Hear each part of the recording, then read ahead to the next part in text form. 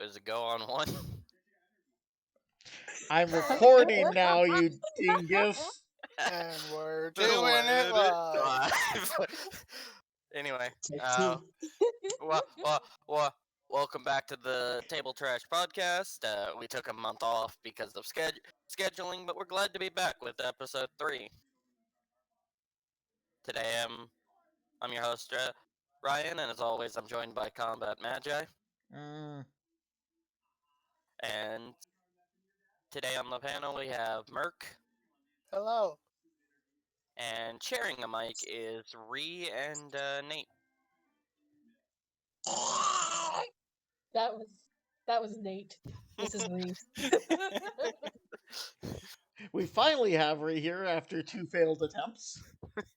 Look, Hey, life's look. like that sometimes. look, she's a busy woman. I am.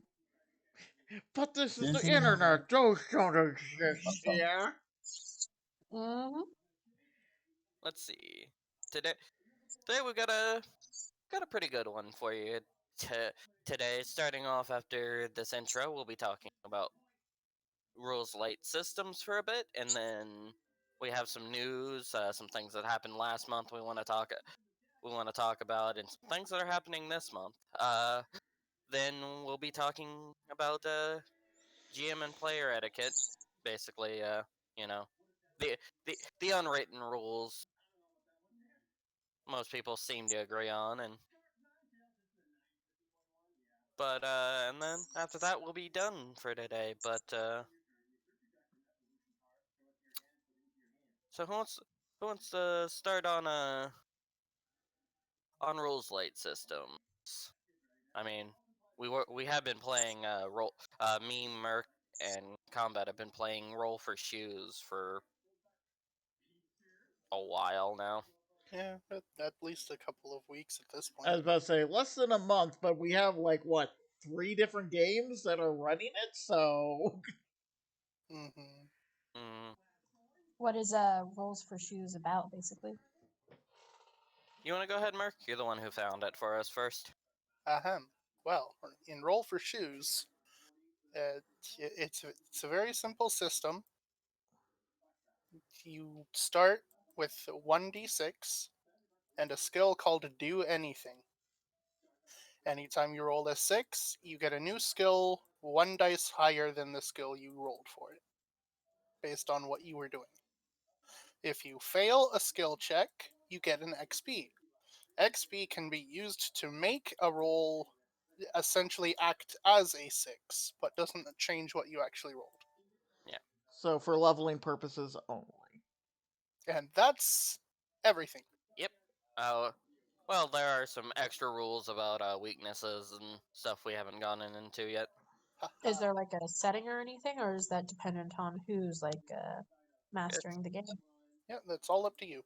Yep. Right now we're using it for a Bleach game, a Zelda game, and then apparently they got a third game. I think I'm in the third one. That's nothing's happened there for a little bit, so. And then May just talking about starting one up. I think he decided on doing a fate-based system. Or Very cool. so. Have you noticed any strong or weak points when it comes to Roll for Shoes? It hates me. Yeah. Combat can't roll above a 4, even with 3d6. School of Hard Knocks for Combat, gotcha. It's more a joke, and it does get frustrating sometimes. Merc has called me out on it. But both my Zelda character and my Bleach character will go through long periods of just rolling 1s, 2s, and maybe 3s. And then... go ahead. I mean, you want to go back and read the horse fight? I wasn't doing any better. That's fair. You guys got shafted by the dice right at the very end. But my favorite was last night. Last night, things happened. I won't go into full details because it's way too long, but I got an opportunity to see the face of a cloaked figure due to him not realizing what I could do. And I rolled a perception check, and I got a 10. So I got a 6 and a 4. I use an XP to level that up to a 3d6 sight, so I can see better now, but I'll still have to roll basic perception for hearing or smelling or whatnot. But I roll a Uh-huh. 10, and the GM forgets initially to roll an opposing roll. About 10 minutes later, he's like, oh, I forgot to do this, so let's do that. And he rolls. There is 2 dice combinations that can beat me. Can you guess what happened? Box cards. No. It was he beat me by 1. He rolled a 5 and a Yeah. 6.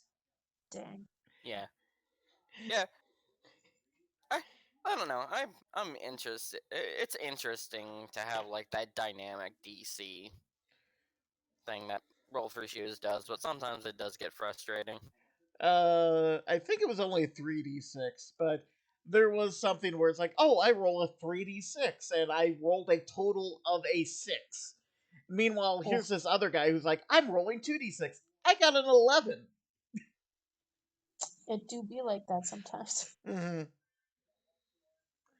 Uh, So It it's a very like loose system. It's not about like the setting or anything. It's just a mechanic for people to tackle whatever setting they want with.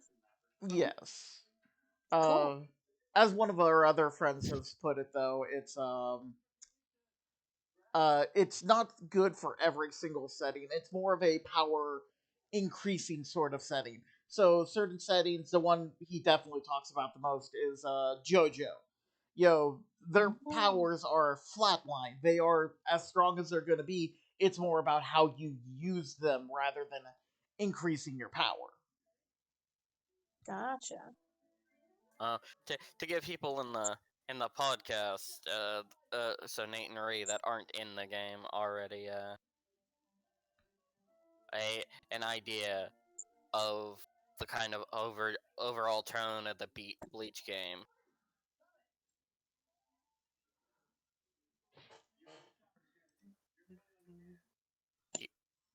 It's in general chat. Yep, I see. Right.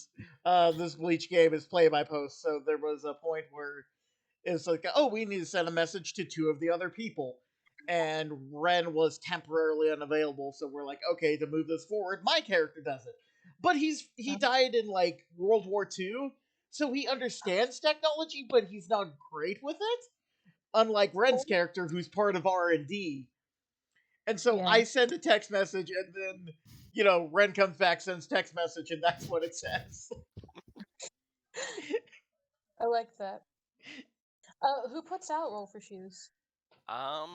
I think it's just an independent thing because you can just go to their website. In fact, I'll go ahead and throw that in general so you two can, who are sharing a screen, can look at it.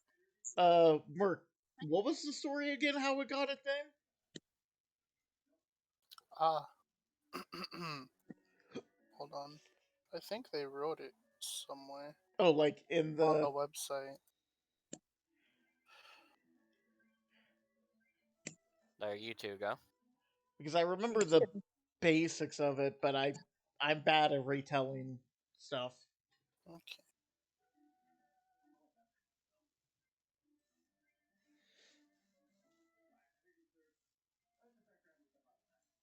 Hmm.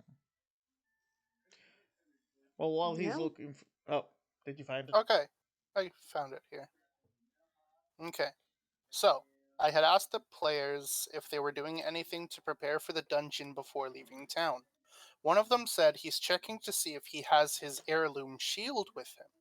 He rolls and botches, and so I say, your father's a shoemaker. You're not sure why you even thought you had anything even remotely close to a shield. After a little while, this character and the would-be monk make it to the heavy doors of the dungeon cakewalk and have a little conversation regarding their preparedness. The monk says he's barefoot and happy to be so, 'cause, well, he's a monk. And then the shoemaker says, I check to see if I have shoes on. Which is beautiful, of course. We've already established he's the son of a shoemaker. So he definitely has shoes on. So if he does win this role, we know that he doesn't just have shoes on, he has awesome shoes. And then he rolls a 6 on that roll and gets boots of kicking too. And then he rolls a 3-6 roll for kicking down the dungeon door and upgrades it into Feet of Feats 3. One of those beautiful moments when you do something and the dice says, fuck yes, you do this. Yeah, Amazing. which has never happened to me, but fucking Johan got boxcars a couple times. I was about to say, both Johan and Merc both got boxcars during just recently last night. What was the roll for? Like, it wasn't spirit sensing. Was it like? It was when we were trying to stand up. I think. When that guy floored us. And I got a nat 1. Yeah. Look, look, Nero's just a little out of his element, but it's fine. Why am I at the field? It's fine. He's courting a doctor. But yeah, that's a very malleable setting. One that I think Nate can talk on because I feel like you guys had it. Another Rules-lite system, Thews. Yeah, we did Thews. Nate, Sean's actually the one who introduced me to that, but he's, I don't know, heard from him a little bit. Busy, I assume. Yeah. But yeah, Thews is a little bit more rules, but still rules light. Because that's established 3 ability scores, and then personality and the specialty scores you get to decide with your GM about. Oh, And Thews is definitely more moved towards fantasy stuff. okay. So what kind of game settings would you say would handle better than, say, Roll for Shoes? Eh, Possibly the JoJo setting because it Yeah. can be static or it can be increasing depending on how you want to do it. hmm it handled that one thing we played with Sean and Mike pretty well, Nate. The Yeah. yeah, with my demon summon, with my demon binding axe girl. Yeah. What kind of setting would you sum that up as that it did well? Fantasy, really, Yeah. because Thews has its 3 main stats are warrior, sorcerer, and explorer. Yeah. Oh. Keep saying yeah a lot. That's fine. You're practicing your audition for the Little John group. Yeah. You're doing great. Yeah.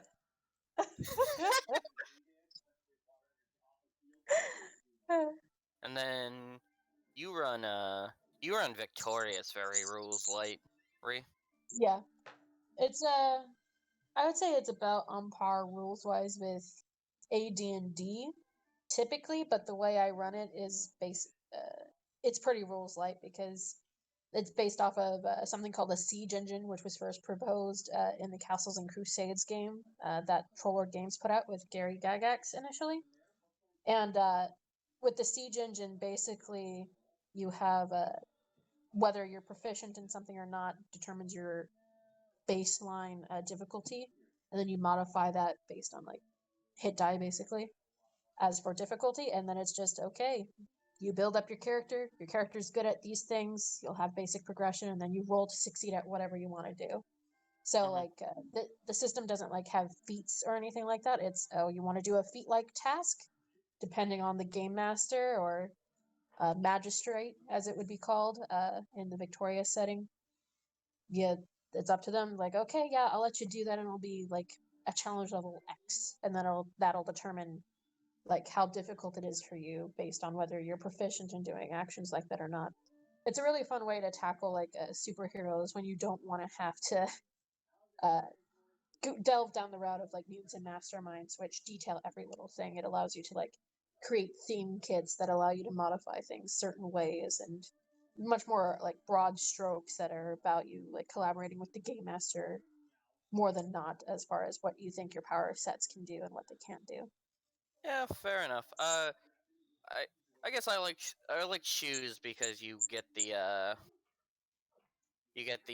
being able to, you know, in like 5e, somebody can be good at something and be so good that you kind of wasted that proficiency in that skill because that party member, oh, I've got a big perception bonus. I'm the perception guy. Mm. Whereas Yeah. shoes, as rolls for shoes, you kind of you get skills based on what you're using them for. Mm. Yeah. But it also has like you really have to specialize in order to be better at something more than anybody else because otherwise everybody can do that technically. Mm-hmm. Yeah. And sometimes it's just luck based. What was it? Technically, at the end of that thing we were doing, two high powered people, like one person shot a gun and rolled 5d6, and the other person dodged and rolled 5d6. And the first person like rolled three fours, or no, it's two fours and three twos for a total of just like 14, I think. And then the Yeah. other person rolled like a 21. Gotcha.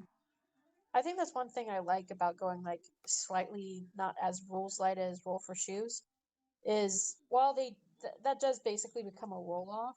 Victorious gives you enough definition where everybody has their own power toolkits, Mm-hmm. and it's all about utilizing what you have. Like it would probably do JoJo pretty well, Yeah. actually, if I had to think about it. Eh, Uh, I don't know. I can't remember what system it is, but I was looking at one system a while back that does have proficiency and stuff, but at the same time, like it has you don't need to roll for that. Like there are certain yeah, skills you could have as a character that's like, oh no, you pick a lock. Well, you built your character as a lock picking thief. You never have to roll when it comes to picking locks. The thing you know how to do because that's kind of my worst thing in like D&D. Oh, I've got plus 15 to this, That Mm-hmm. one. which means I should be almost on expert level with doing this skill. What do you Now, mean I can't pick the lock of a basic house? yeah, sometimes your lockpick just breaks, bro. But yeah. no, I get you. It's I totally see. it's definitely also a wording thing if we're talking about that, because there was a game I played at one point where we were fighting this sort of like zombie ant of some sort. It was some weird tree thing, and my smart idea, because it seems to like attack with needle-like branches, was it's big enough. I'm gonna go into onto the tree so it can't stab me because I'm the squishy rogue. And Oh, I get up there. My acrobatics is really good. And I'm like, okay, I go to attack. But it had such high natural armor, it was very hard for me to actually hit it, and yeah, do it's kind of hard to damage. do damage to a tree with a knife. Yeah. And, that makes sense. But the GM, we eventually made a joke out of it. The GM just kept saying, "You missed the tree." I'm like, I'm standing right in front of it. How am I missing It's the broadside of a barn. it? Mm. Well, that's my problem with Pathfinder. Finder really is. Oh, you have this thing you can do. Yeah, yeah, but I didn't want to meta game because I wanted to have fun. Oh, well, I'm sorry. You're a level 1 character who can't do anything because. Oh, you wanna move that trap? The basic DC for traps is 16, 17 to 20. Mm. Yeah, I don't miss that. Yeah. Uh, Going back to the rules-lite thing, I'll say definitely the one thing that definitely appeals to me, especially since the system is screwing me so bad with dice rolls. The fact when you fail, you get an experience which you can use to level stuff up later. It doesn't punish you for failing, and that's definitely something that appeals to Yeah, you just don't succeed. me. Mhm. Yeah, that's nice. Sure, like last night, I didn't get quite salty, but I definitely was frustrated that oh, for 10 minutes, I knew what this dude looked like. And then the GM's like, right, I forgot to do the opposing roll. And he just beats me by one. I'm just like, that's annoying. I don't blame you. But then I got an EXP for it, and I can use that, in the future. Yeah.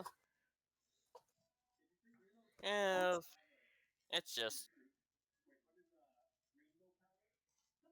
there are things like I'm definitely a believer in you shouldn't have to roll for everything. Yeah, and that's fair. and there are some systems that like no, you have to roll for everything. Yeah. Yeah. Or you're gonna be like the take 20 in 3.5 in Pathfinder. Oh, you don't have to roll, but you're gonna spend an hour doing this. I don't have an hour. Well, I guess you're rolling. Yeah, wasn't there also like a take 10? There's a Yeah, take 10, which acts as if you had rolled a 10 on your roll. Then the taking Yeah, 20, it took you 30 minutes of memory. At least that was the ruling that my GM made. And he's like, it just acts as if you had rolled a 20 instead. yeah. Not a natural Yeah. 20, but a 20. Yeah. No, I completely agree with you. Which is why I pretty much one of the rules I've posted for the upcoming campaign. Hey, you don't have to roll, but I will make you roll if you ask to roll. RP what you do. Mm. Certainly makes player decisions matter more. Yeah. I don't get me wrong. Having be able to roll and stuff could help in case you can't think of anything. But if you're able to role play fine, then by all means. It's a fallback, not the necessity. Yeah. Yeah, that's cool. It's a little experimental, but we'll see how it goes. Yeah, we'll see how that system goes. I'm excited to see how it pans out. well, I mean, then yeah, you got just feels like not everything needs to have a DC, especially one example is in a D&D game. Oh yeah, this this guy's your best friend. You've known him for years. You do shit for each other all the time. Okay, I'm gonna convince him to come with me for a day or two just to make sure the trail's safe. No, you gotta roll persuasion for that. Really, so my friend's a dick. That's what you're telling me. Hey, best friend. Can you help me out real quick? Yeah, what's in it for me? I'm just gonna say some people have bad choices of best friends. Yeah. I mean, there's a reason you're out here adventuring, desperate to make money. Yeah. I mean, it I don't think depends it's on the your situation, because it's like, hey, best friend, can you help me, find the grocery store in this new town? Oh, yeah, no problem. Hey, best friend, can you come with me to slay the bear of Garganok, who has killed thousands of people? I'm a pass, dude. Yeah, that's a hard pass. Cowards. I love you, Cowards, love every that. single one of you. I mean, in real life, I probably wouldn't pass on that, to be fair. Give me a sword. I'll fucking get him. It's I fine, mean, I'll video Merkel. clip you, bro. Merkel helped me slay the beast. Absolutely. I said, I want plenty of videos. just for clarification, I said slay, not lay. Oh, yeah, I guess I'm down for that. Yeah, I got you. But yeah, no, I mean, real life me is pretty adventurous. You're gonna set me up with the travel expenses, I'll go anywhere. Facts. but yeah, I mean, I guess it really depends on the setting and how your GM wants to rule things. But yeah, Rules-lite's very nice if you just have you have an idea of what you want to run, but you're like, yeah, but 5e will complicate it. I wanna run I want to run a Japanese setting. Looks at L5R, but I don't want to run it that hard. Absolutely fair. Technically, L5R was like high fantasy, Yeah. Asian myths and stuff like that, because there was a little bit of everything in there. But yeah, you're absolutely right. L5R is pretty. It's not rules light. And it will never be rules like. No. I don't know. Apparently, Exalted's supposed to get a rules lighter version. Sean was talking about it. Oh. That could be interesting. I'm excited to see how they execute it. Yeah. But yeah. You guys Anything- had any time to play other like rules-lite systems or? I don't know. Powered by the Apocalypse stuff always felt very rules light to me, but that just may be how people GM it. Mhm. It depends on, like, Powered by the Apocalypse is very wide as well, and some of them do add a lot of their own rules, depending on which game you're running. Mm. Like, let's see, I played Blades in the Dark, Monster of the Week, and I think it's called, like, Arcana Hearts or something? It's something Hearts. Oh, 10 Candles is what I would consider rules-lite. I don't think I've ever played 10 Candles. 10 Candles is a system built specifically to be one-shot. And what happens is each of you have, like, start the game with a few cards, and each of you write down, like, a fact about the person to your right, to your left, and about yourself, I think. And then you guys, like, pass them to the other, and each of these things you write down are true. And the storyteller even takes part in this, and and the cards that the storyteller gets are, like, things that are true about the darkness or something that's just called them.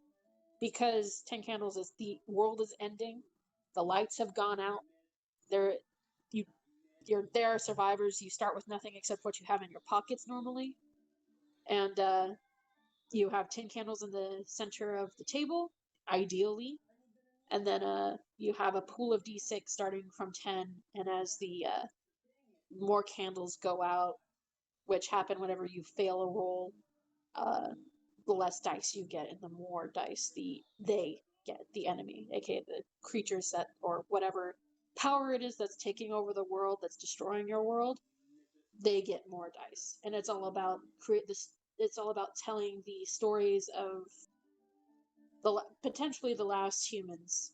You know, it's everybody dies at the end, no ifs, ands, or buts about it. It's just telling the story. It's like a horror kind of like survival thriller type situation where the story can be vastly different from group to group and from time you play it, depending on the prompts you basically give each other to role play out. Merc Interesting. yeah, Merc, you'd be interested in that. You've been wanting a horror adjacent thing for a while. God. Yeah. Somebody please scare me. Boogada boogada. It didn't I'll work. try and I can try and I mean, I always run a Halloween game or campaign at some point, so every year. So I'll try and run some sort of horror game for our groups around Halloween time. Hell yeah. I mean, both Merc and Johan still want to go to Barovia. One day. Yeah, I know. I think Geek does as well. And I Yeah. know we've been doing that. I'm fine doing that. Yeah. I'm fine I'll doing probably any of skip. those. I'm not If you much guys of. want me to do a one shot of 10 candles, I can do that too. We'll see when we get there. It's still April. Hey, it's never Yeah. too late. You gotta keep the goth And- kid in your heart fed. Look, all I'm gonna say is there's I don't- there's a conversation I've been waiting to have for Ree. It's approaching like 9 months at this point. I mean, you say goth kid in your heart, but let's be honest. I don't have a goth kid in my heart. It's probably a scene kid. I mean, whatever you want to confess to. I'm not here to judge, only quietly accept. And Merc's got Tumblr RP running through his veins. I am so sorry. It wasn't all bad. Oh no, it I never made is a lot on of Tumblr. I made It's a lot just of really supposed to good are. friends on there. Oh yeah. No, I go on to Tumblr, just not Tumblr RP. Not because just because I've heard the dark tales tonight, there are things I do not dare risk. I mean, Like it's just, becoming one of them. You would eviscerate people. yeah. There are a lot of people that are like, oh, this is just my wholesome, happy little world, and you do have the tendency to be like, hey, guess what? This is reality, bitch. What are you talking about?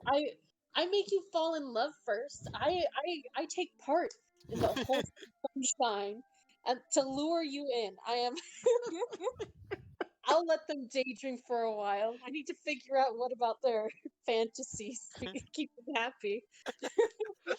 Tell you about the tragic story of So, so literally, you will study them, so you best know how to destroy them completely. I, Yeah. I mean, she did it to Ray in like 5 minutes. Eh, not surprising. Anyway, I mean, I didn't have a lot of backstory there. I just went with what I could, but yeah. Mhm. It's important to know your audience when you're going to cripple them emotionally. Psychologically, you got to know how to apply the hurt with consent, of course. That's important. Don't be an asshole without consent, people. I have people specifically come to me for this. It's part of that etiquette thing we're going to be talking about later. later. Yeah. Speaking of talking about that later, I think other than like the main idea, just Rules-lite is good, is a valid option like anything else. Hell, I mean, I know people in certain chats I've been a part of have the thing where they just go, hey, roll a d20. Yeah. It's the systems at the end of the day are just a tool to help you realize what stories you want to tell. Some people like having, specialized tools for different things to make it way easier, way simpler. And some people like having a Swiss Army knife, and that's kind of what rules-lite systems are. They come in here, they're a basic tool that will get the job done. They just may not do it the best. Anyway, with that though, I think we'll move on. And Merc, you have quite a bit of news for us since we've been gone. There's been so much news. Y'all don't even know. Mhm. Well, you do know because I post it in the chat all the time. But yeah, there's been, after the Gothic lineages that I believe we talked about at some point. I don't think I was there for that one, but there are 2 more Unearthed Arcana that have come out since we last spoke. One literally came out yesterday. One might have come out yesterday. We haven't gotten there yet. Yes.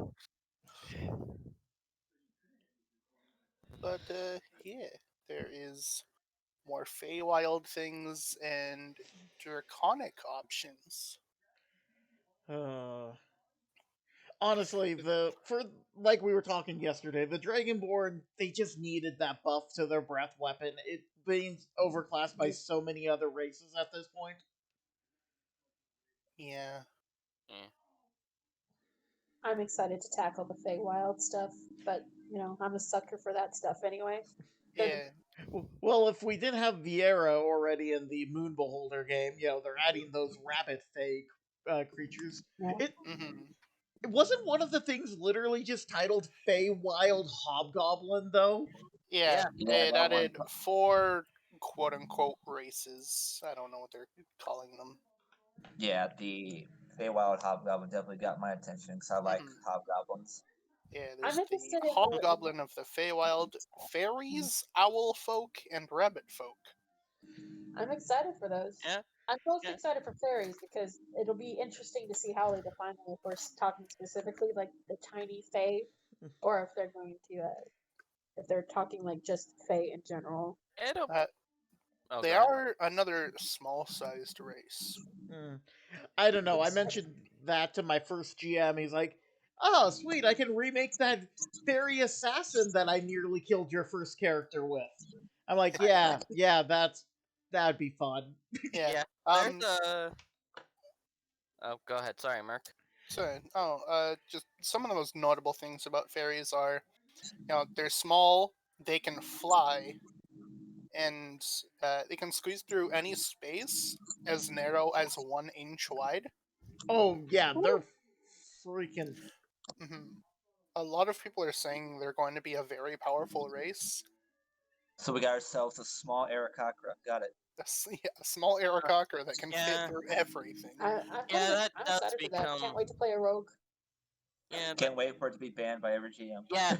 Oh I no, don't. like that. I mean, Looking at flying's a that was. fantastic ability. Yeah. I can understand why some people have trouble like compensating for it, but I mean, if it's a, here's You the know how thing: you if it's a compensate for skill it? that would 10 normally high-foot exist in the ceilings. system, there's people who like compensate for that in the system too. You really have a problem with Aarakocra? Guess what? They can't fly if you shoot a man catcher at him. Yeah. This is taking place in a dungeon, which is underground. Yeah. Yeah.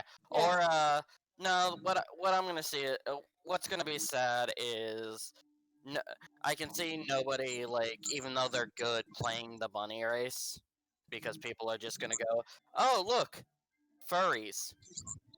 Mm. Hey, Tabax. I'll be an ally. Oh, no, they already do that with ooh. Re? Oh, we lost Ree and Nate. Oh, they're back. They're back. Everything okay? Technical difficulties. Hello? Like that would be amazing. Can't catch. Hey, welcome back. Back. Yeah. Welcome back, you two. Oh, we died. Yeah. Yes. Rip. Yeah, we were talking about how the bunny. He was saying how he remembered in medieval art bunnies being represented as like menaces to society and stuff like that. And then I was like, can you imagine a thieves guild of bunny folk? That would be amazing. Hmm. I mean, Final Fantasy kind of Such does that menaces. because in Tactics, they're the only ones who can be assassins. You're gonna catch these hops. I'm already calling it now. They're gonna have some sort of racial trait of being lucky because of the rabbit split thing.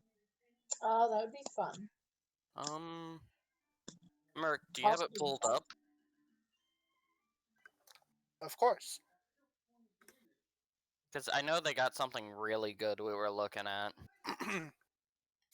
Yeah, let me run through the rabbits real quick. Okay. So they can be either medium or small sized. You get to choose. Ooh. You add your proficiency to initiative. Nice. You're automatically proficient in perception. Makes Okay. sense. When you fail a dex save, you get to use your reaction to add a d4 to the result. Mhm. And the big thing is the rabbit hop. As long as you walk at least 5 feet, you can hop, rolling a d12 and moving that many feet in a direction of your choice. It doesn't cost movement. That's just an extra d12 of movement that you can jump. So if you roll around a 10, you can move an extra 2 squares in most systems. Then Yep. Yeah. that's decent. It could, on a good roll, give you 40 feet of movement instead of 30. More if you go with the stereotypical joke of rabid monk. So have those kicks. Looking at red. Yeah. Does that Hey. include vertical movement or just lateral? Or do they not specify? It just says in any direction of your choice. So Okay, sweet. So that's awesome. That allows you to just jump straight up potentially 12 feet without an athletics check. yeah, That's then fantastic. jump over most walls. Yeah. Man, I can't wait for that to become official and the GM start putting 13-foot high walls everywhere.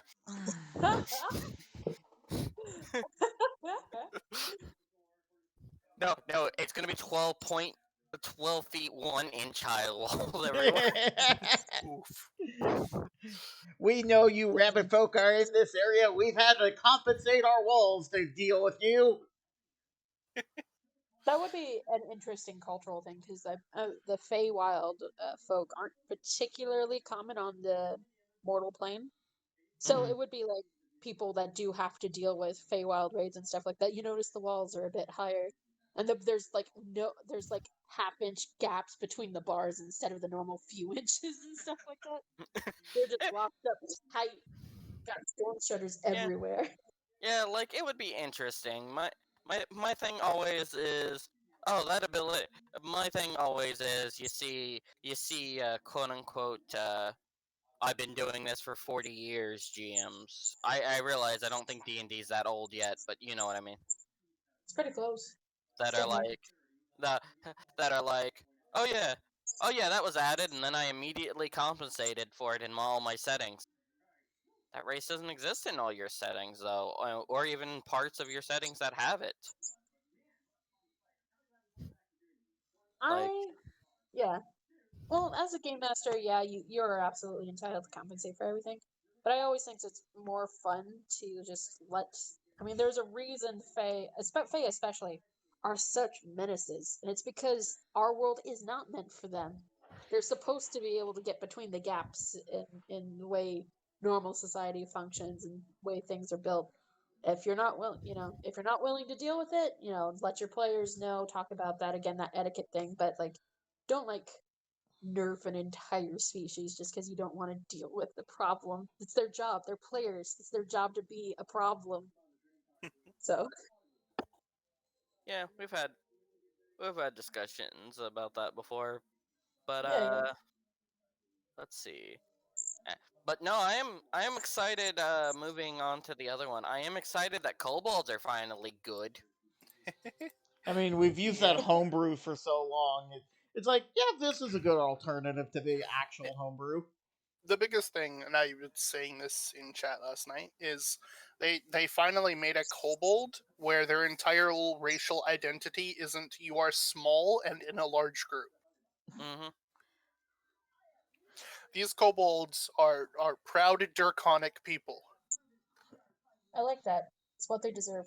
Yeah. They're small, but they are proud. Can we I love talk it. briefly on the new Dragonborn variants, though?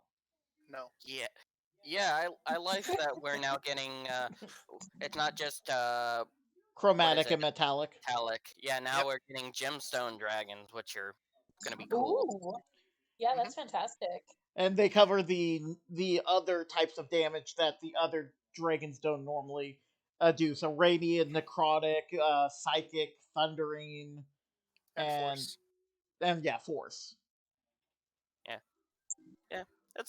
It'll be It'll be nice. I mean, it just means changes character. I submitted for Nate's game to Force Dragonborn Bard.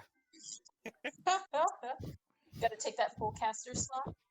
I was joking. Yeah. Another thing that I very much liked in the draconic options was there are quote unquote dragon feats that you can take without having to be dragonborn. That's nice. I like Mm. that. And Because the only way to do that mechanically before this was, either be dragonborn or dragon sorcerer. mhm. I read the feats, and a lot of them feel like they could come off as boons gifted to you by said dragons. Oh yeah, definitely. They're quite strong, Hmm I but mean, feats are limited. They should be strong. Yeah. the gem one, if memory serves, it's something like, oh, this person hits you, and they now have to make a strength saving throw, and if they fail it, they get pushed back like 10 feet and take 2d8 force damage. Hmm And you I can like use that. that a number of times equal to proficiency. But it costs your reaction, so only once a turn. Yeah. Yeah, there'll be ways to get around it. Nothing in 5e except maybe Circle of the Moon Druid is actively a pain to get around, and that's just because of poor wording on Circle of the Moon part. Mhm. That you can just immediately, I got knocked out of wild shape. Next turn back into wild shape. Doesn't affect Yeah. my normal HP.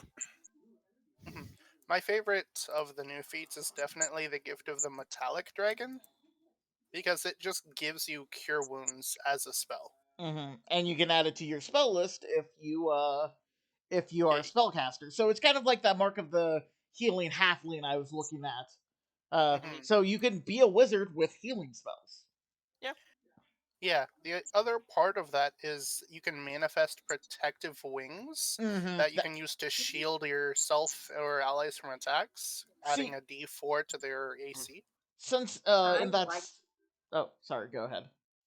I was just saying I like that. Yeah, honestly, if I kind of we're dealing with a cult of Tiamat in one of the other games Merc and I are in. So it's like if we ever get an option, like my character would take that one, not only for the healing, but as the joke is going, he is the group mom. He is maybe not to the other players, but there's a lot of like citizens around and he's always worried about are they all right? Yeah. I can't wait until Ree brings out her next bean character. Yeah, he's just a metallic dragonborn. Mhm. Chromatic Don't Dragon's threaten me got with the a good ability. time. Hmm.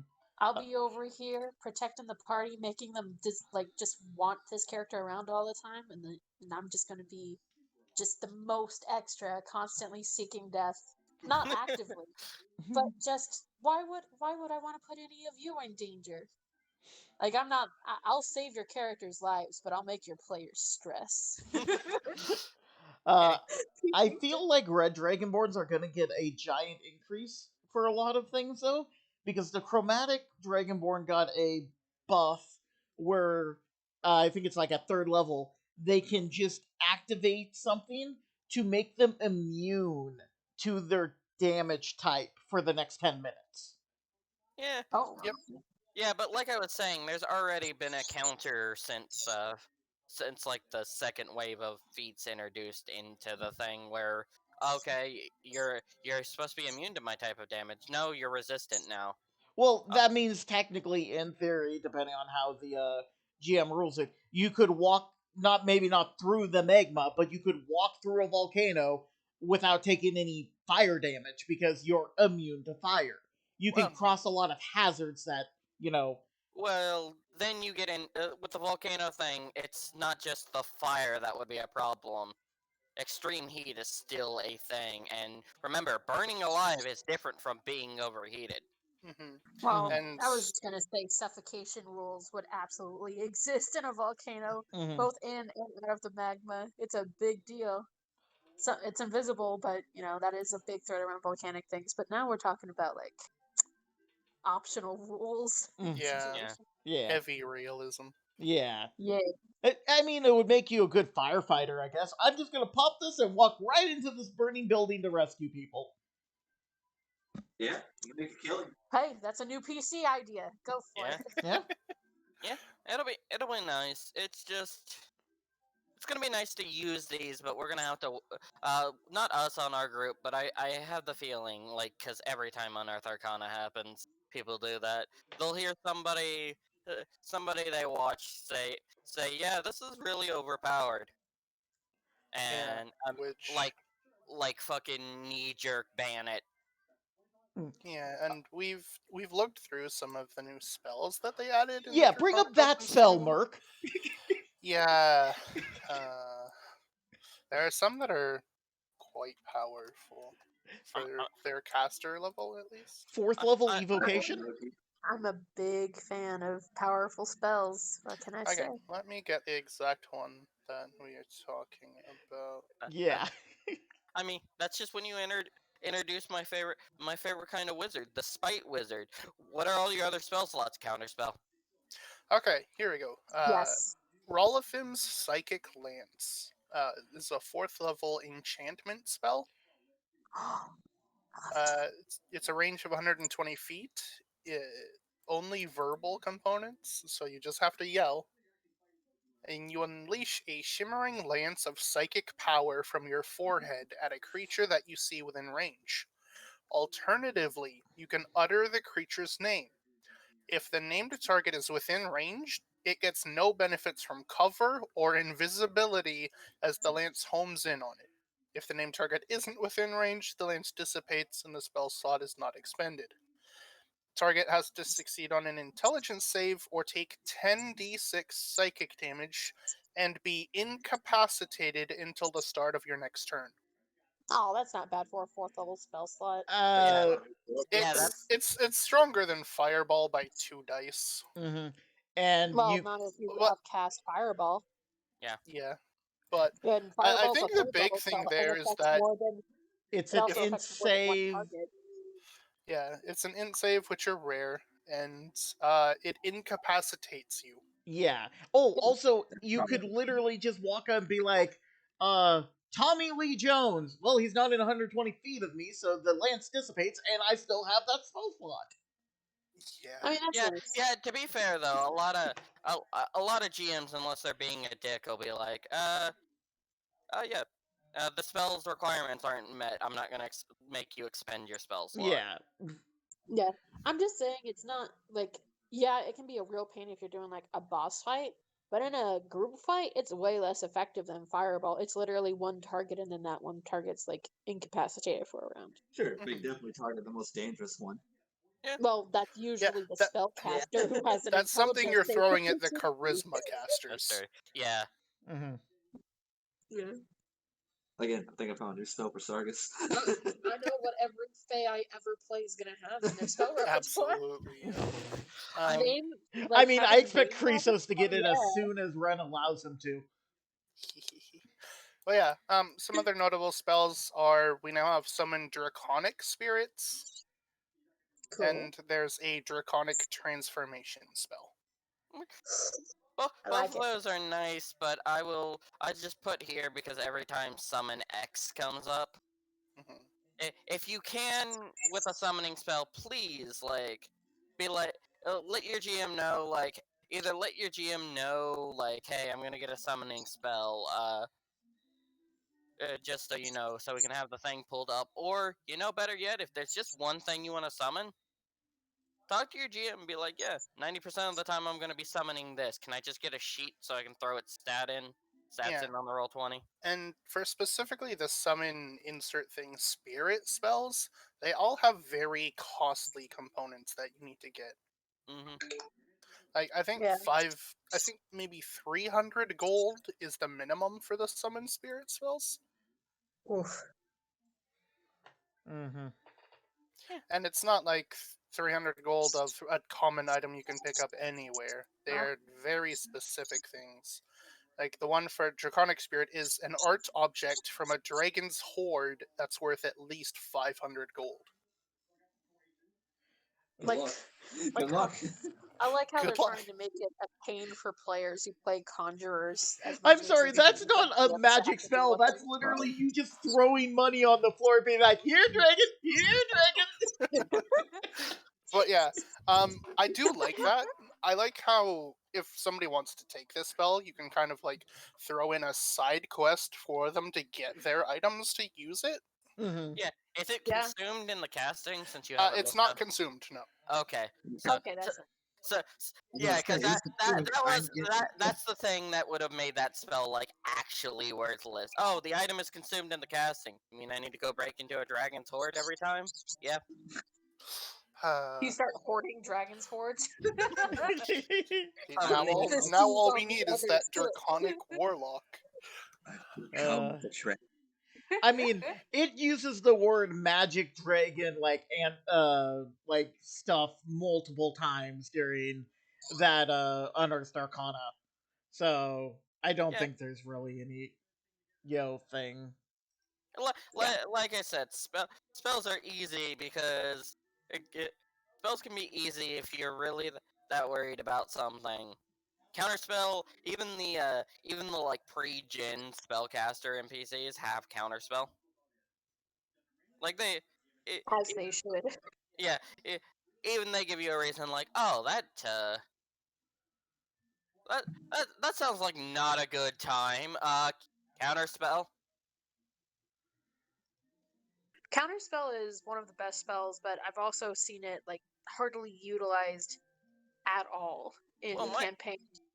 It my makes me only so sad. problem my only problem with counterspell is I wish the upper level spells, if you don't spend the spell slot cost, was higher, because doing the math, a good charisma caster with counterspell can meet the level 90 pretty easily. Yeah, yeah, they absolutely can. And I'm just really, with the way Magic is in like D&D as a setting, it really shouldn't be that easy. Oh, this is level 9 Magic. This is peak Mage. Bye. yeah. It's some interesting meta that you can always introduce as a game master to tackle that idea, but I've also had it to where the dice have just absolutely screwed me before on my counter spells or dispel magics. However, it'll never take back that time I counterspelled one of Strahd von Pitch's ground zero fireballs on the party. I just had my mage reach over and snuff the bead before it exploded. I, There's moments like that that make counterspell the best. like I said, eventually I will let the GM know, but eventually I do want to play my affectionately called Spite Wizard, who just either because of being laughed out of the academy or something just decided, you know what, I'm spending my other spots to cast magic. Y'all want to make fun of me? Fine, nobody gets magic. Just say you want to play a blue deck and leave it at that. I haven't played Magic in a while. But we were on the dragon, the spells for a bit. Merc, what's next? Avatar, right? Aha! Yes, that's a thing. Scroll The Last Airbender. Yeah, there's Yay. an officially licensed Avatar: The Last Airbender RPG being worked on. Woo! No, that came out of left field. Well, it had its I was making a joke. hey, nothing wrong with that renaissance on Netflix leading to great things for people who've been waiting for years. Some of the more interesting things I've seen is that inside the game itself, it has multiple time periods that you can play your game in. Oh. Okay. All of them are set before the show, as far as I'm aware. I mean, makes Oh, sense. interesting. So you're dealing with like Avatar Kyoshi and stuff. Yeah. That makes sense. Like, I kind of do that when I'm setting stuff in a universe that already exists anyway. It's either going to be so long before or so long after the thing has taken place that it doesn't matter anymore. Mhm. Like the Zelda And game it is for a it. bit more difficult with the. Go ahead. I was gonna say, like the Zelda game, it's set in that weird dark period before Breath of the Wild, where no one knows what the fuck happened exactly. So, Yeah, and I will say, like having an Avatar: The Last Airbender, or set after uh, Legend of Korra is kind of difficult for a lot of GMs who don't want to do high fantasy steampunk. Yeah. Yeah, because the technological like changes there are really difficult to grapple with. plus Which, spirits. yeah, yeah. Yeah, but like, I don't know. I didn't finish Korra because Nickelodeon fucked over Korra when it was airing. Yeah, Yeah, they I regaled gotcha. it to the or they it was only on their website essentially. Yeah. Ah, dang. I've seen the ending now. It's not bad, but a little off topic. Yeah. Yeah. Yeah, but it's going to be powered by the Apocalypse as their engine Okay. to work on. So very familiar rule set, depending Uh, on how much they decide to change. Yeah. But, And they're scheduled right now to release February of next year, and already have two supplements, Republic City and the Spirit World, set to release at some time afterwards. that's not. Gotcha. So That's while nice. Oh, go ahead, Ray. yeah. Sorry. Oh, so while it's in general set before Avatar Aang, they do have that supplement will make it to where it is possible to run It a game is, during the yeah, Legend of Korra setting. Gotcha. yeah, because it's very specifically 100 years before. So while you're doing all of your party shenanigans, Aang is just kind of hanging out in the ice. Yeah, it makes sense. It was like the point in history that we know the most about that had the most conflict. So Yeah. it is perfect for for running a campaign. There's a Still lot being a of different pirate. stories you can tell. Yeah, Man, I can't wait to play my non-bender and be the most charismatic member of the party. you're right though. He mastered all four non-bending styles of the nations.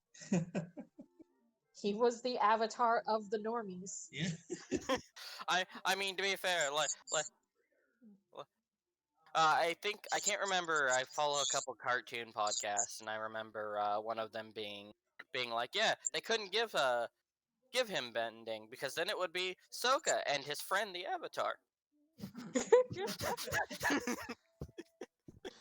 Hey, everybody scoffs at the College of Swords bard until he becomes the best character. I love College of Swords, but that's getting off topic again. Uh, Any other new settings we should know about, Mark? Aha. Well, now that you mention it. No. I was gonna say, Adventures League is doing that side thing. Yeah, Adventures League is going to have a side story set in the wonderful worlds of Barovia. No, Ravenloft. That's the one. yeah. Ravenloft, I okay. get them mixed up. Yeah, because their new book is going to be coming out shortly. So are they going to Yeah, be... next month. Because I know most Ravenloft content focuses on Barovia these days. Are they going to be expanding to the rest of Ravenloft proper? That's what Or... they're supposed to be doing, because Yeah. as far as 5e is aware, they've only gone to Barovia in Ravenloft. The Man. book coming out next month and these side stories should expand on the region as a whole. Exciting. And speaking of Adventures League, I'm not sure if this was touched on last time. I don't know if the news was out last time. Yeah, if you're talking about the AL rule change, it was not. Yeah. So there's no longer a restriction on how many source books you can pull from when making an Adventures League character. Yep. Oh. The worst rule in Adventures League is gone, which is nice because now I can make now if I wanted to play an Adventures League game, I can make my lizard folk bard and not have to be restricted to, okay, you got the right you got the monstrous race from the race book, and then you're limited to using the subclasses that are only in PHB. Gotcha. Yeah. Well, I'm glad you guys will have that increased versatility there then. It might actually get me to enjoy an Adventures League game at some point, like an official one. Very cool. But we'll see because what I'm worried with is it going to turn into like the Pathfinder Society stuff where yeah, you can pull from any source book, but here's a 6-page document detailing you everything that's banned. Yeah. If they ban anything, it should be obviously module specific and keep it short. It'll be Aarakocra.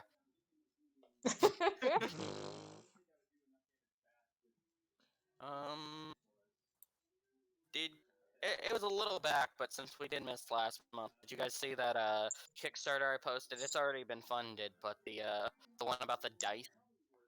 So let me find it again. The electronic dice?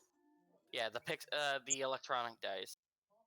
Because these are really cool. I don't know how well it's gonna work, but they say the company that's making them, Pixels Dice, says they're working with Roll20 and Fantasy Grounds to make dice where they connect to your computer via Bluetooth and will send your rolls to Roll20. Oh, that's fantastic. So Time you for I know, me like to that. That cheat. makes it a lot more accessible. The only thing like I like it definitely is going to be a thing where it's like it sounds like it's like, oh, you can't make it to your computer or whatever, you could still roll the dice if you're just on your phone. But then how are you going to differentiate the like, oh, I'm rolling perception? I think it's just you announce it like by voice. I think it's mostly an accessibility thing because I know quite a few people who are blind or and stuff like that who have problems like being able to use the dice rollers on Roll20 and stuff like that. And they usually use physical dice anyway that they can Yeah, check the and they're stuff with. making. I'll throw the picture in general, but they're making both standard size dice and easier to read dice with the Excellent. same functionality. In general, now is what the standard dice will look like in their different forms. Oh, they're gorgeous. Mm. They're saying they'll be incredibly strong. Uh, have a warranty in them I Oh, mean, that's awesome. yeah, if it's on them. connecting via Bluetooth, there's electronics in there and needs a warranty. Yeah. So the way it'll Oh, work is you'll buy these dice. It's like if you've ever seen the kids now that have those like science toys now, yeah. where you'll buy the dice. You'll get a code to use on an app that's unique to you. It'll go to a Ah, phone. It'll go to a phone app to you, and then the phone app will be connected to like your Roll20 account. fantastic. I know a few older players who will love this as well, just because Roll20 has never been kind to them, and now they'll have real dice. And they'll be able to like talk to their dice and get that luck flowing instead of having the dice bot kill them. Yeah, Mhm. and I they'll know be a man who has rolled like we recorded it like there were 2 times in the span of 2 months playing once every week where he rolled above a 10. yep. They're The Roll28 some people, man. Yeah. oh, this is cool. They're not promising anything, but they're hoping that so let's say you're the type of person like me who's a dice goblin, and you Yeah. get to the point where you're buying different dice for different characters, like I have in the past. You'll be able to set up separate profiles on the app for your characters. That way, when you Ooh, roll that dice, it'll roll it as your character. Give that's me, fantastic. give me back my green necromancer dice. It says they're going to be fully customizable as long as you don't want anything that changes the internals. Yes. I wonder if they'll be able to put in programming to where you can change the colors of it through internal LEDs. That'd be fantastic. Probably Then because for the light those, up dice have the LEDs. yeah, if you can make that semi-programmable through like an app or something, that'd be fantastic. That way you don't have to get separate dice for your characters. You can just change the color. An Well, app, you say? we wanna move on. No, That just sounds like a this sec. is a good. Like they'll probably have it integrated because Roll20 is getting a new mobile app that's supposed to pair with your D&D 5e games. So you could just click something on Ooh. your phone and it'll roll it in the game. Ray, Oh, well, they can light. look, Ray, look, Ray, your mobile GMing. Let me just post this screenshot. I've needed this for years, Yeah, literally. this is what they're going for right now. Ooh. Yeah, Oh, that's so way better. and even if you accidentally roll something, you can dismiss it, or you could choose to send it to the chat. Well, that makes sense that they're able to do this because there's already like an app, a Chrome plugin for being able to bind it to from Roll20. D&D Beyond, Yeah, yeah. D&D Mm. Beyond. So it makes sense that they would then move it over to having this kind of accessibility using cell phone apps as well, Yeah, I which do, yeah, is fantastic. it'll be I do have a cool. slight. Oh, go ahead. Go ahead. Oh, I do have a slight concern. That it looks very easy to abuse. Like, okay, I don't like that roll, dismiss. Okay, I don't like that roll, So dismiss. part of the reason the reason they're able to do this now is as of this last month, you now have dice logs that are kept track of in D&D Beyond. They just added that in this last month. Okay. Yep. Yeah. In that case, yeah. So as long as you properly make it a campaign for your players, you can look at all their dice rolls. And going back to the other dice to piggyback off the thing of that, just reading it. For those of our friends who want to take the time, the programming for the dice will actually be on GitHub, Oh, which is a programming place to post your stuff. The okay. hardware is also going to be open source for the dice. That's fantastic. Yeah, so I think what it's gonna be is they're gonna come out. We're gonna have a few months of people like Critical Role and maybe a couple other like live playing people Mm-hmm. shield them and use them, and then open source will come out and they'll be like, yeah, here's your we made it work so your 3D your D6s from this set can work with PTU. That'd be And nice. you just want to roll physical dice. Kidding. I don't blame you. I do get a lot more luck with physical than electronic, that's for sure. Want the click clack math rock? Mm-hmm. Clackety clack. I mean, to be fair, you could turn on the 3D and then you could have virtual click clack rocks, but No, lag your that. computer out. Not the Yeah, same. I was about to say. Not the same. Um, I want my dice. there was oh yeah, there was one last thing. It's also already funded, but there was one more Kickstarter I was gonna bring up because I actually threw money at it. Um, there's this. I threw $1 at it because you get the PDF when you throw the dollar at it. But there is a Kickstarter now called for a supernatural 90s era themed game called We Die Young. We It's have Oh. heart. Da, da, da, yeah. da, as the world Um, falls I'll apart. copy. We are young. I'll, I'll copy it, move it down a little bit in chat, and but Alexa, play We Are Young. but yeah, it seems like Oh it's no. a supernatural horror game set horror or just adventure game. Let's see, a supernatural sequel to the 1980s based Dark Places and Demogorgons. We Die Young is set in Seattle in the 1990s during the grunge and alternative music counterculture movements. Seattle became the epicenter of the pop culture at that time. The game is heavily inspired by the music of Nirvana, Alice in Chains, Soundgarden, Pearl Jam, and many more. We Die Young, you play as 20 something humans, vampires, werebeasts, mummies, fae, and fairies, and multiple other types of supernatural creatures and character classes. They did just release the human classes if you want to play a human. They've got things like for us Kickstarter backers, they've got things like Riot Girl. Girl is spelt with G and two R's and an L. It's very 90s, and I think it's at least going to be fun for a one shot. Mhm. I'm excited. I'm excited for that. Sorry, we're struggling with Alexa because Nate actually triggered her. Is Oh, she like God. in a box? Yeah.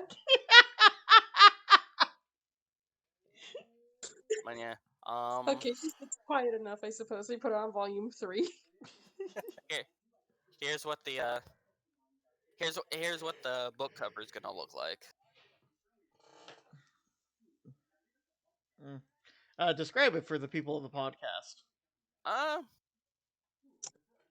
Um, it No. depicts a man and a woman on the cover with a monster in the background that looks like a werewolf. The colors are black, white, gray, and red as the primary background. And the woman looks like she's Fae, has a musical instrument, and the dude in the front looks like typical, relatively swole, like grunge dude. Think Breakfast Club. I'll I'll translate. A stud, his hussy, and their dog. but yeah, well, let's just for the people on the podcast, I'll post that class.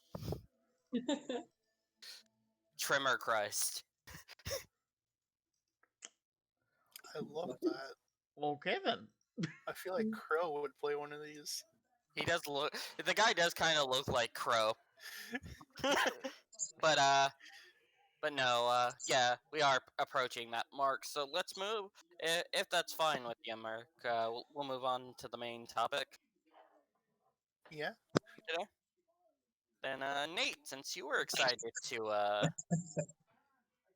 to get this one this one out, why don't you go ahead and introduce our main topic for today? All right. So, roleplay etiquette. So, mainly how you would act on the table with your fellow players and your GM. Now, forewarning, this is how I personally feel about it. So, I wouldn't take it as set in stone what you should follow. Yeah. Just what I feel would be best. That's always subject to different people and whatnot. But yeah. So, one of the first things I'd like to put out there, separate yourself from your character. They're two completely different people. So, how you are in real life, unless that's how your character is, don't, try not to do that. Amen.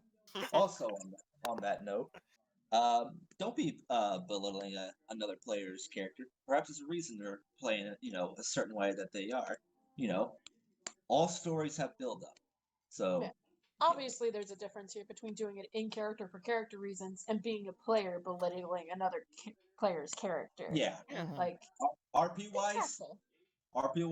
by all means, but player to player wise, no. Have respect. Yeah. And same goes with how your feelings are. Like, don't get up all in your feelings for how something's going in game. Your character can, but is it a cooperative storytelling experience, not a fucking fanfic. Well, it kind of is.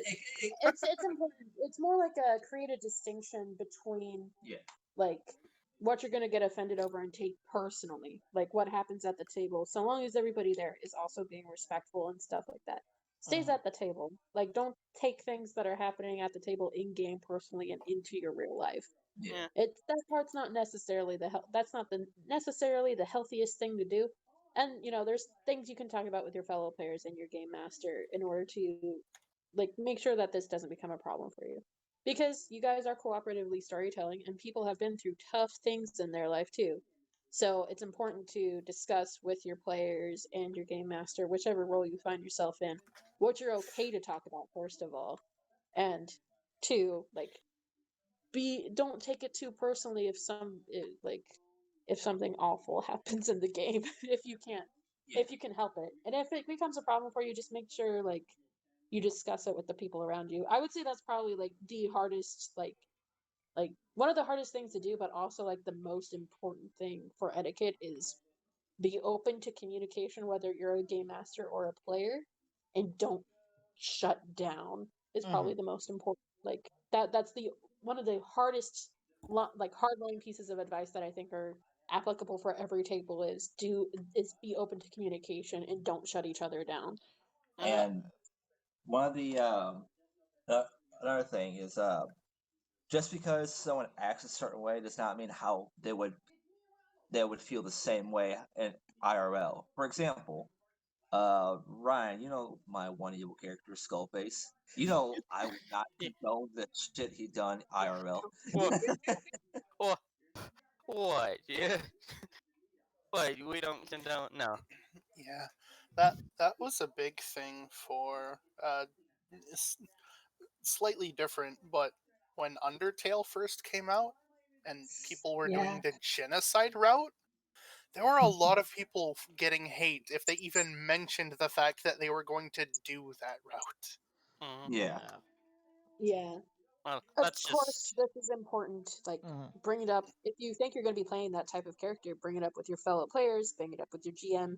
Be open about that. And as someone who, if you are a player who absolutely has problems with that, one, say so up front. But two, if you say you're okay with it, do your best to not use player knowledge because you don't like what's going on player wise. Like, if somebody's playing an evil character and everybody at the table has consented to it and said that it's okay, don't focus on just shutting them down. Acknowledge when they're being a fantastic villain and naturally let the story flow. If you are able to naturally like interfere with their plans, fantastic.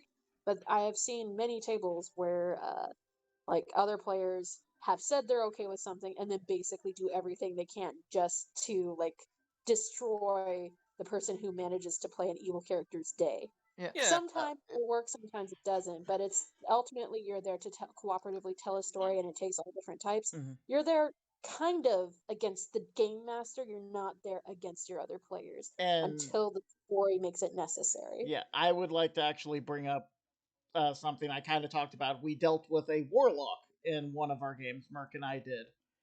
Um, and this guy was, like a leader of a cult. It was a saving throw, but he infected himself with were rat essentially, and Yeah. like his player was purposely being shady, and you know, eventually it got to the point where the GM meant like we were like, okay, this is sort of a thing, but we were not metagaming. We weren't, we knew this guy wasn't who he said he was, blah blah blah.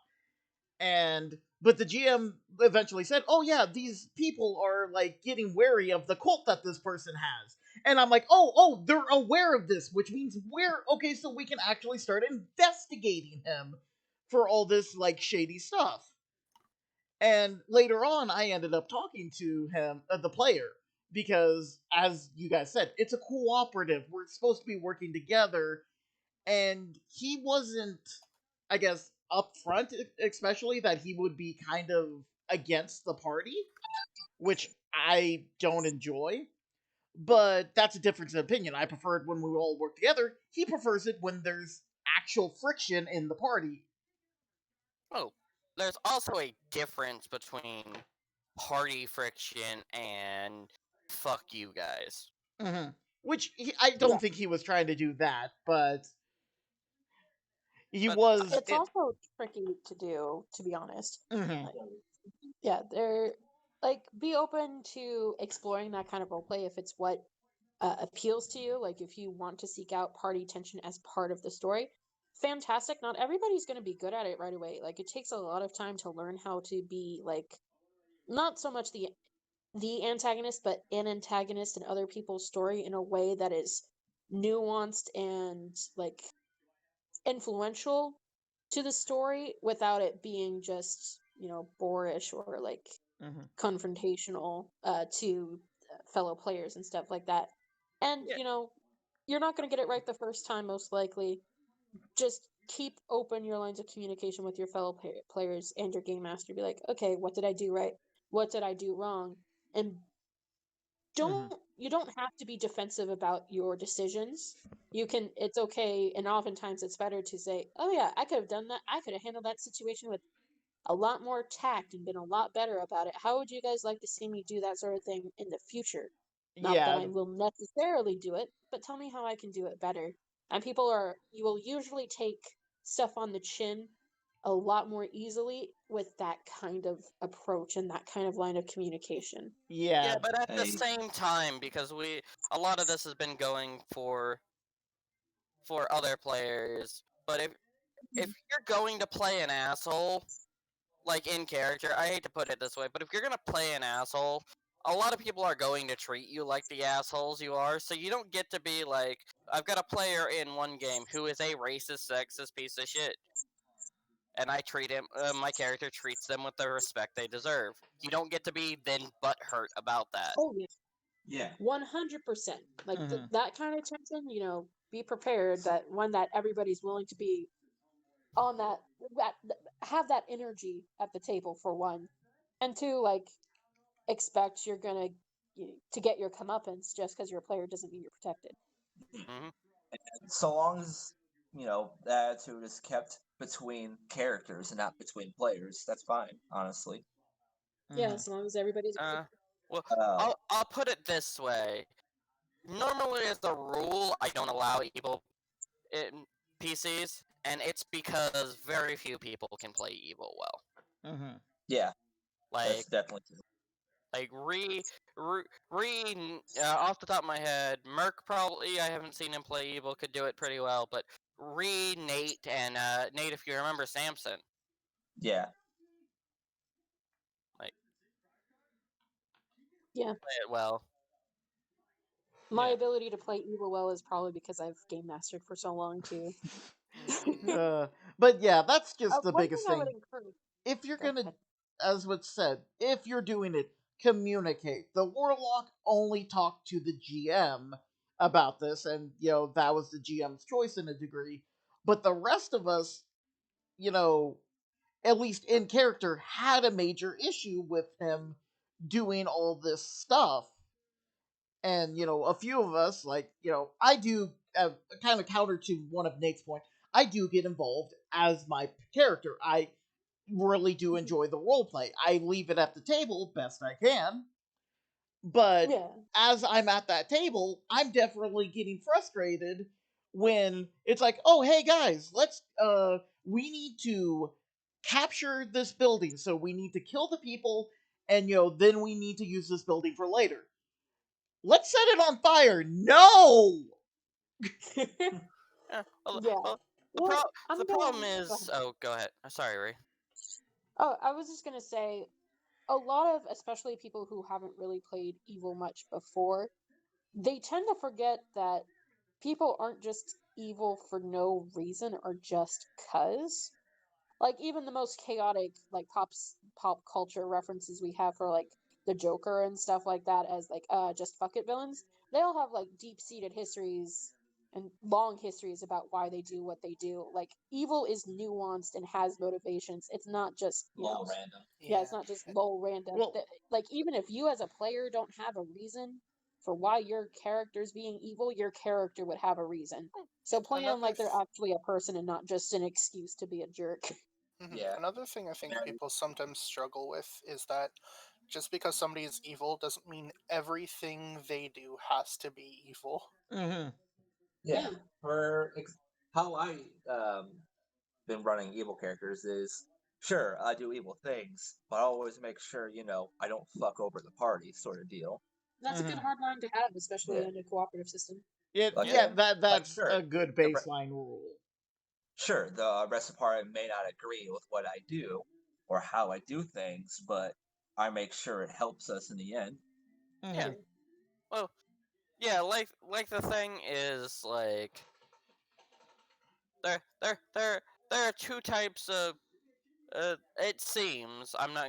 Let me rephrase that as not to make very good statements, but it seems there are two types of people who like playing evil characters. The people who can do it really well and will take the criticism and stuff, and then the 13-year-old kid who needs to unleash his anger on the world and thinks making everybody else's life is hell. Mm-hmm. Yeah. And that's the two Like types of evil I've had. Or there are people like a certain player we had, if you remember, Nate, who held a grudge throughout a whole other campaign. yeah. Yeah, I kept getting killed because of it. Yeah. Hmm. Like, I'll say this: when I played Skull Base, I was absolutely not salty whatsoever when Steve killed him because hey, he got what he deserved. Hmm. Skull Base Mm-hmm. got absolutely what he deserved. Yeah.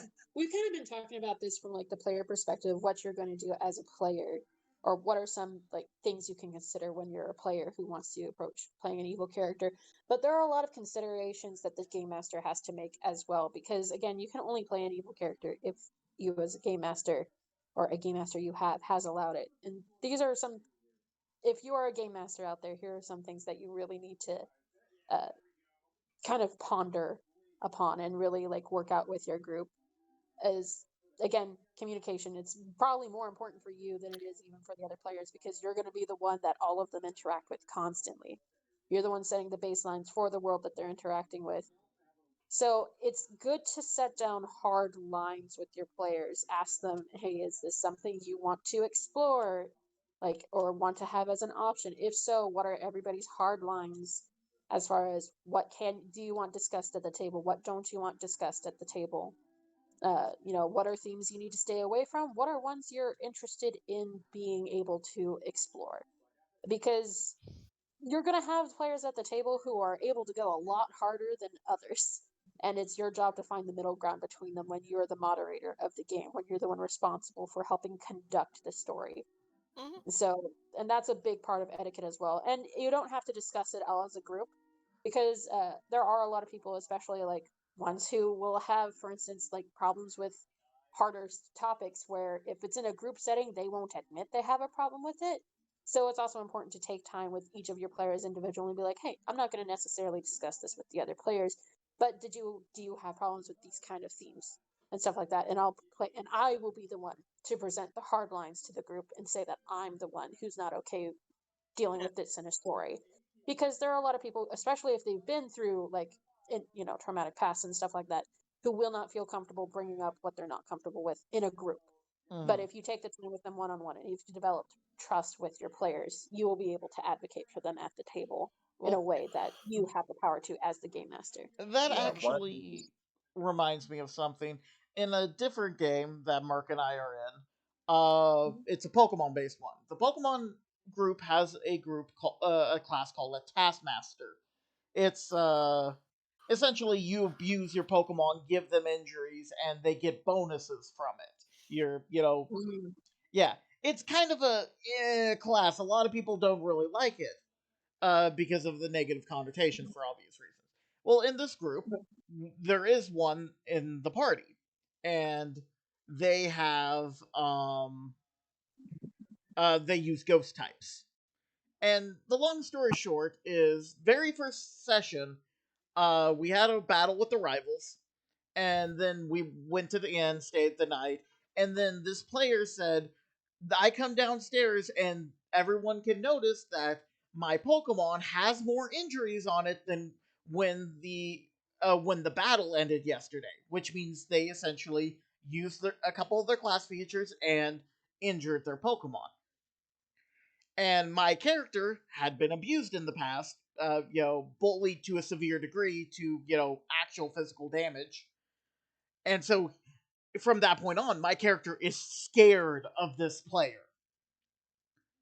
Well, it kind of came to a head recently, I'm going to say, where the way they were imagining it was they were using dark magic to kind of injure their Pokemon, but it wasn't an actual physical injury because they themselves have been through some actual abuse issues, and they're fine with it if other people are in a sense doing it, but as soon as their character is accused of abusing something, they get very defensive and uncomfortable due to their past. Well, Wow. I hate to put it this way, but being somebody who heard that from the sidelines, I understand like past stuff, but also it kind of sounded, and this is having private conversations with the GM too. It also kind of made it sound like I want to play this class without the consequence of playing this class. And that is one of the things that can easily be boiled down to. Yeah, Yeah. like that's fine. Oh, I don't want to be seen as abusive to my Pokemon, but I want to play this class. Then you might want That's to abuse. look. Yeah, yeah. You might want to look at like one one. How are you being one, or how are you being abusive? Because what you just described there, yeah, most players are gonna think, oh, you mean she they stayed up all night beating the shit out of their Pokemon. And And that it's not a like how I play Taskmaster. If I played Taskmaster, would be I'm not I'm not physically abusing my Pokemon. I'm not gonna hurt them, like raise my hands or anything. But I am that parent that, oh, you're an athlete. Well, I hope your whole life you like running your whole life. Your whole life's a workout. Yeah, kind of being like a harsh coach or something like that, mhm. not a actual like the. Yeah. Basically, it boils down to, if you don't want to face the consequences for a certain line of actions, don't pursue the actions. Take accountability. yeah, Yeah, the way but I played mine when I was playing it was, it happened during morning training because my character went out and was actually sparring with their Pokemon, Mhm. which is where the injuries came from. I came back with about twice as many as my Pokemon ever did. Hmm? And that's That's in a sad. way a better way of doing it. That's probably what I would do if I ever actually played Taskmaster. I'm just a squeamish little baby, and I don't like I don't like the idea of actually injuring these, in many cases, small animals. Yeah. It's also why I can't be an evil player. I'm just too damn nice. I mean, I could also see like a Taskmaster archetype if you specialize in horse Pokemon and you're a jockey. Oh yeah, there's a rider class that, in a sense, Yeah. would pair up with that sort of idea very Yeah, well. well, yeah, it really does just come down to, okay, if you're going to do this, one, talk to people, like, say Mhm. something. I hate to bring up that certain player again, Nate, but that's like, I don't know, remember if you were there, but, did you ever hear the story of that player and that one peasant girl, or noble girl, No. that, that they bullied into basically having sex with them? Oh yeah, I remember. Oh, the Oof, I'll use yikes. intimidation thing. Mhm. Yeah. Coercion. Yikes. Yeah, What do you mean? yeah, What do and you mean then it's rape? No, it's not. She agreed after a little bit. Like, here, buddy, we're gonna have a real life talk. yeah, Yeah. Also be aware that there are some situations where you will have to have those kind of conversations with your players and with your fellow players. And those are tricky to have because people come from all sorts of backgrounds. And just be willing to, one, have those conversations from a place of non-judgment and education, or two, if you really need to, absolutely come from a place of judgment and decide what's best for the group and what's best for you as a person as far as who you end up associating with. Because sometimes these are pickup games. You don't know who you're at the table with. You don't know Mhm. what to expect. Sometimes it's important to draw the line for yourself and be like, you know what? No matter how much I would like to be part of this game, there's some things going on in it. It's time for me to advocate for myself and just remove myself from the situation. It Yeah. and at the end of the day, it is a game. mm, Yeah. Yeah. And if it's bringing you a source of stress that you aren't finding enjoyable, Mhm. then don't be part of it. Like yeah, some people, they enjoy the stress of the game. Like there are ways that the game is stressful that can be very enjoyable. Like I have players that love having their heart broken and like crying at my games and stuff like that. So I provide them what they want, but we talk very clearly and concisely about what each player wants, what player is okay with, Mhm. and what kind of story themes they want to experience Yeah. before I do that to them, usually. Yeah. Ultimately, this with the whole etiquette thing, like it all boils down to really communication. Because if you just keep your mouth shut and just keep stewing over it, it's just gonna get worse and worse.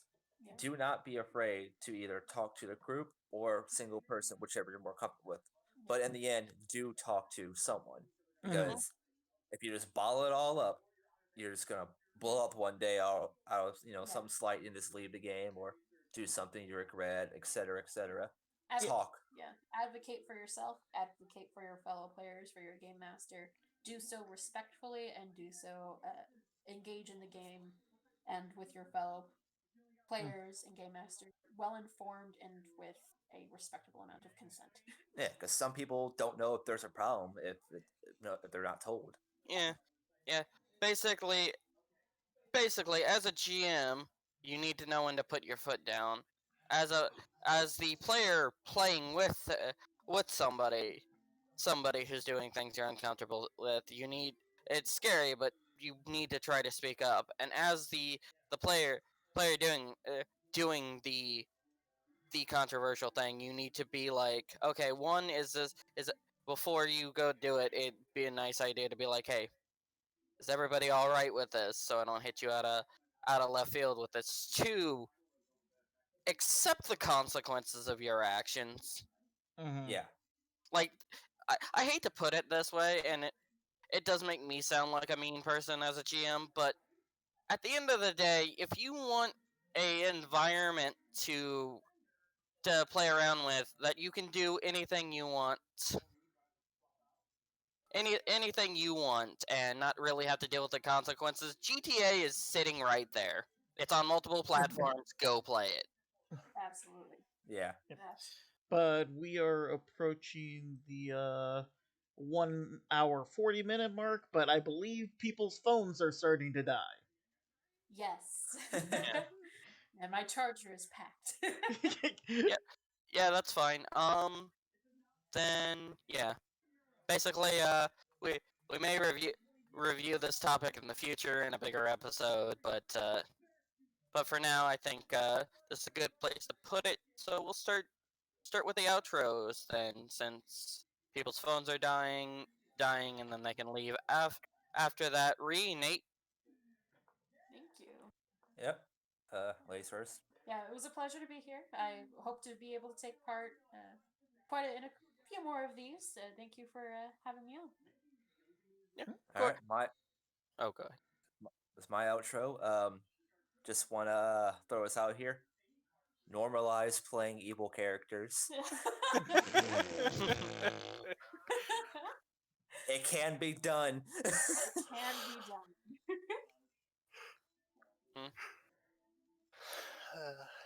Merc, But, since he's fallen asleep. I'm not.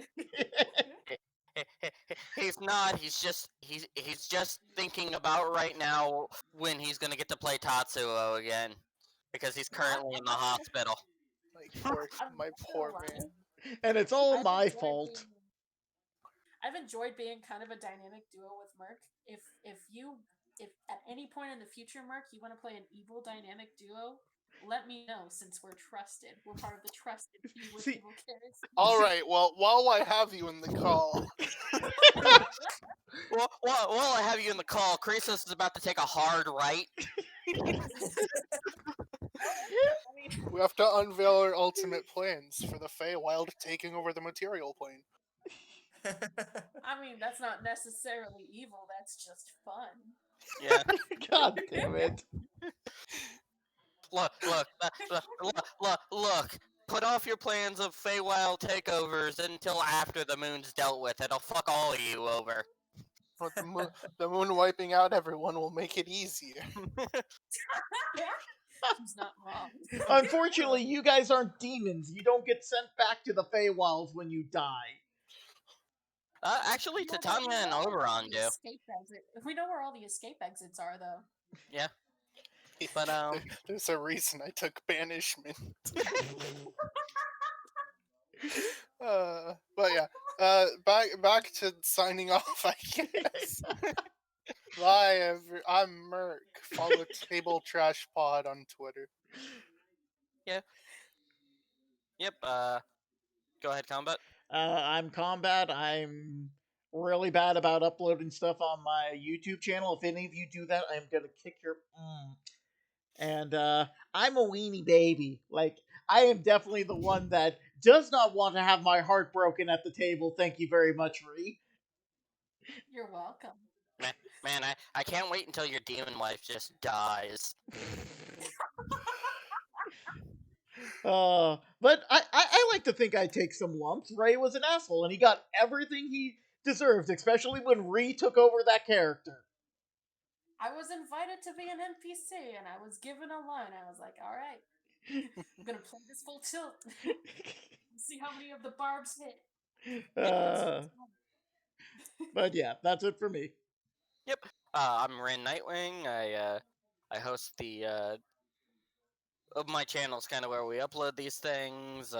Eventually, I'll probably do something. We're in talks to maybe if the stars align and a D&D schedule can be found that exists, doing a table trash game. But we need, as Merc puts it, we need another another day added to the week. That's true. That's true. No, But, we have to ask for 3 days. That way we can easily haggle it down to 1. Fair enough. But yeah, we're a Table Trash Podcast. I will be changing the name, my YouTube channel name to that eventually. But our logo art is done by Caspro. His information will be in the thing. He's also got open commission, which which I'll just put a link to somewhere you can email me or him to get those done. Mm-hmm. And it's nice to be back. Hopefully, we'll be back on a better schedule. Just life happened, and you'll have a good day, night, whenever you're watching, listening to this. Yes, watch this logo for 1 hour 45 minutes. It'll be fascinating.